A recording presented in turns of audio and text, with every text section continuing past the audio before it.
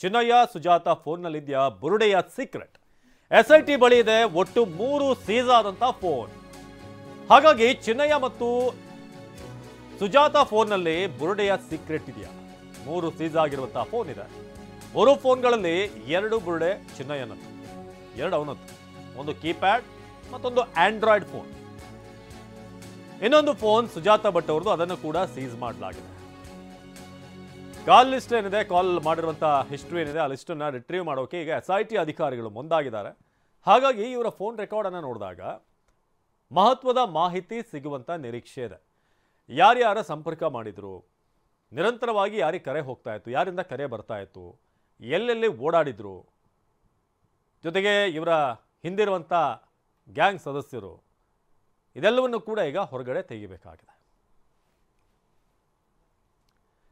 ಇನ್ನು ಧರ್ಮಸ್ಥಳ ಕೇಸ್ನಲ್ಲಿ SIT ತನಿಖೆಯಲ್ಲಿ ಸ್ಫೋಟಕ ಮಾಹಿತಿಗಳು ಒಂದೊಂದಾಗಿ ಬಹಿರಂಗ ಆಗ್ತಾ ಇವೆ. ಇದೀಗ ಬುರುಡೆ ಕತೆ ಬಿಡೋಕ್ಕೂ ಮುಂಚೆ ಬೆಂಗಳೂರಿನ ಅಪಾರ್ಟ್ಮೆಂಟ್ ಒಂದರಲ್ಲಿ ಷಡ್ಯಂತ್ರ ರೂಪಿಸಿರುವಂಥ ಮಾಹಿತಿ ಸಿಕ್ಕಿದೆ. ಯಾರು ಆ 5? ಹೇಗಿತ್ತು ಸಂಚು? ಮನಿ ರಿಪೋರ್ಟ್ ನೋಡೋಣ.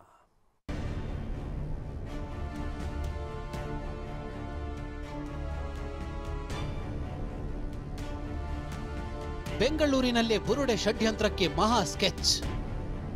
ಸರ್ವಿಸ್ ಅಪಾರ್ಟ್ಮೆಂಟ್ನಲ್ಲಿ 5ರಿಂದ ಕುತಂತ್ರ. 2ನೇ ದಿನವೂ SITಯಿಂದ ರಣರೋಚಕ ತನಿಖೆ.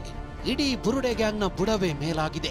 ಬುರುಡೆ ಕತೆ ಕಟ್ಟಿ ಸಂಚು ರೂಪಿಸಿದ್ದ ಕುತಂತ್ರಿಗಳ ಬಣ್ಣವೇ ಬಯಲಾಗಿದೆ. ಧರ್ಮಸ್ಥಳದಲ್ಲಿ 100 ಶವಗಳನ್ನೇ ಹೂತಿಟ್ಟಿದ್ದೀನಿ ಅಂತ ಬುರುಡೆ ಬಿಟ್ಟಿದ್ದ ಚಿನ್ನಯ್ಯನ ಹಿಂದಿರೋ ಗ್ಯಾಂಗ್ನ ಅಸಲಿ ಮುಖವಾಡವೇ ಕಳಚಿದೆ. ಧರ್ಮಸ್ಥಳದಿಂದ ಬೆಂಗಳೂರಿಗೆ ಜಾಡು ಹಿಡಿದು ಬಂದ SITಗೆ ಇಡೀ ರಾಜ್ಯವೇ ಬೆಚ್ಚಿ ಬೀಳಿಸೋ ಸ್ಫೋಟಕ ಅಂಶಗಳು ಸಿಕ್ಕಿದೆ.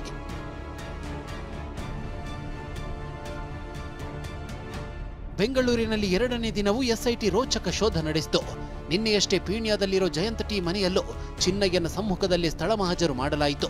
ಇದೀಗ ಜಾಡು ಹಿಡಿದು ತನಿಖೆಯಲ್ಲಿ ಮುಂದೆ ಸಾಗಿದ SITಗೆ ಸಿಕ್ಕಿದ್ದೇ ಸರ್ವಿಸ್ ಅಪಾರ್ಟ್ಮೆಂಟ್. ಹೌದು, ಅಸಲಿಗೆ ಇಡೀ ವಿಶ್ವಕ್ಕೆ ಬುರುಡೆ ಕತೆ ಹೇಳೋಕು ಮುಂಚೆ ರಾಜ್ಯ ರಾಜಧಾನಿ ಬೆಂಗಳೂರಿನಲ್ಲೇ 5ರ ಗ್ಯಾಂಗ್ ಷಡ್ಯಂತ್ರ ರೂಪಿಸಿರೋ ಸ್ಫೋಟಕ ಮಾಹಿತಿ SIT ತನಿಖೆಯಲ್ಲಿ ಬಯಲಾಗಿದೆ. ಇದೇ ಸರ್ವಿಸ್ ಅಪಾರ್ಟ್ಮೆಂಟ್ನಲ್ಲಿ ಬುರುಡೆ ಗ್ಯಾಂಗ್ ಷಡ್ಯಂತ್ರ ಮಾಡಿತ್ತಂತೆ. ಬೆಂಗಳೂರಿನ ವಿದ್ಯಾರಣ್ಯಪುರದ BK ಬಡಾವಣೆಯಲ್ಲಿರೋ ಸರ್ವಿಸ್ ಅಪಾರ್ಟ್ಮೆಂಟ್ನಲ್ಲಿ 5 ಉಳಿದುಕೊಂಡು ಪಕ್ಕಾ ಸಂಚು ರೂಪಿಸಿದ್ರು ಅನ್ನೋ ಮಾಹಿತಿ ಸಿಕ್ಕಿದೆ. ಇದೇ ಅಪಾರ್ಟ್ಮೆಂಟ್ನಲ್ಲಿ ಉಳಿದುಕೊಂಡು ಮಾಸ್ಕ್ ಮ್ಯಾನ್ ಚಿನ್ನಯ್ಯ ಮತ್ತು ಗ್ಯಾಂಗ್ ಬುರುಡೆ ಕತೆ ಕಟ್ಟಿರೋದು ಗೊತ್ತಾಗಿದೆ.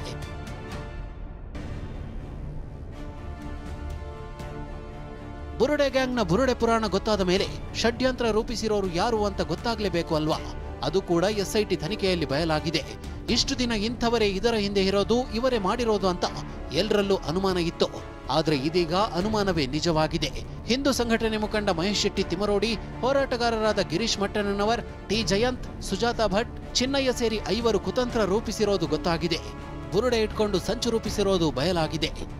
ಏಪ್ರಿಲ್ ತಿಂಗಳಲ್ಲಿ ನನಗೆ ಅವನ್ನ ಕರ್ಕೊಂಡು ಬನ್ನಿ ಅಂತ ಹೇಳೋ ಸ್ಯಾಟಲೈಟ್ ಬಸ್ನ ಅಲ್ಲಿಂದ ಕರ್ಕೊಂಡು ವಕೀಲ ಹತ್ರ ಬಿಟ್ಟರು. ಯಾರು ಸರ್ ಕರ್ಕೊಂಡು?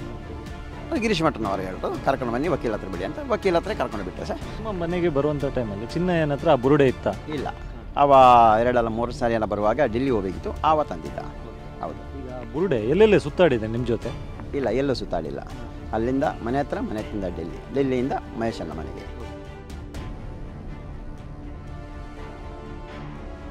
ಸರ್ವಿಸ್ ಅಪಾರ್ಟ್ಮೆಂಟ್ ಇಂಚಿಂಚು ಶೋಧ ಮಾಡಲಾಯಿತು. ಯಾರ ಹೆಸರಲ್ಲಿ ಯಾವಾಗ ರೂಮ್ ಬುಕ್ ಆಗಿತ್ತು, ಎಷ್ಟು ಜನ ರೂಮ್ಗೆ ಬರ್ತಿದ್ರು, ಎಷ್ಟು ಬಾರಿ ಬುಕ್ ಆಗಿದೆ ಅನ್ನೋ ಆಯಾಮದಲ್ಲಿ ತನಿಖೆ ಮಾಡಲಾಯಿತು.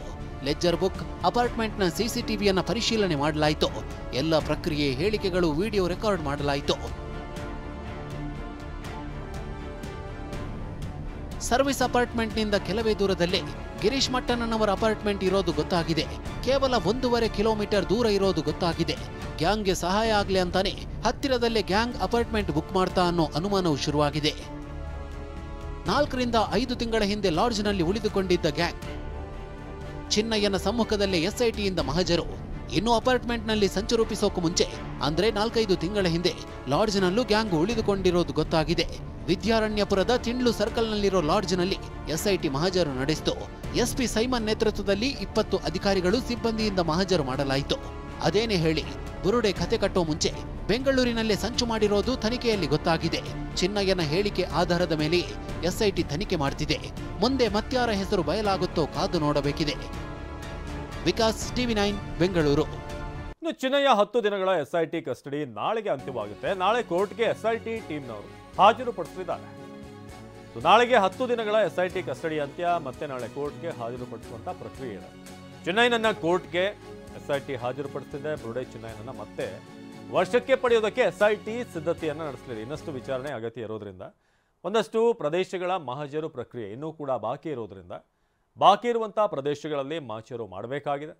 ಸೊ ಆ ಕಾರಣಕ್ಕೆ ಮತ್ತೆ ವಶಕ್ಕೆ ಕೇಳುವಂಥ ನಿರೀಕ್ಷೆ ಇದೆ. ಸೊ ಕೋರ್ಟ್ನಲ್ಲಿ ಮನವಿ ಮಾಡ್ತಾರೆ. ನಾಳೆ ಕೋರ್ಟ್ಗೆ ಮನವಿ ಮಾಡಲಿರುವಂಥ ಅಧಿಕಾರಿಗಳು ಸೊ ನಾಳೆ ಕೋರ್ಟ್ಗೆ ಹಾಜರುಪಡಿಸಬೇಕಾಗಿದೆ. ಯಾಕೆಂದರೆ ಆತನ 10 ದಿನಗಳ SIT ಕಸ್ಟಡಿ ನಾಳೆಗೆ ಅಂತ್ಯವಾಗುತ್ತೆ. ಸೊ ಮಾಸ್ಮ್ಯಾನ್ ಚಿನ್ನಯ್ಯನ ವಿಚಾರಣೆ ನಡೆಯಲಿದೆ.